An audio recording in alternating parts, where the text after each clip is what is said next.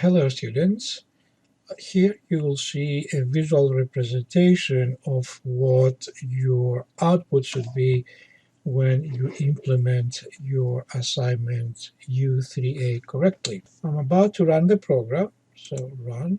It's asking me to save the program, and I do so. And first, the system will ask me as a user to provide the desirable width of the window to be created. So for this example, I will enter, let's say, 600 pixels.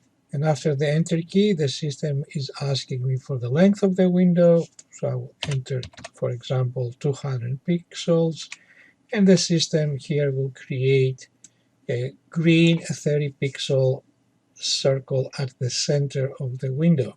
I will run the program one more time to see that no matter what the width and the length of the window is, the program is running again. So I'm going to enter 150 as a width now.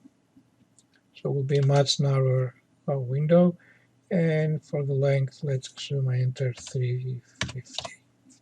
I'm running the program again. I provide as a width 150.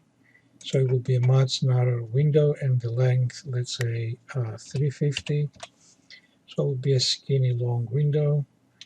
And again, let me bring the output within.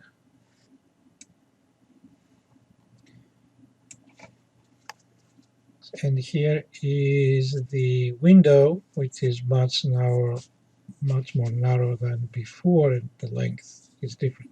So no matter what you enter as a width or a length, the circle will be created at the center of that window. And that is the assignment. Good luck.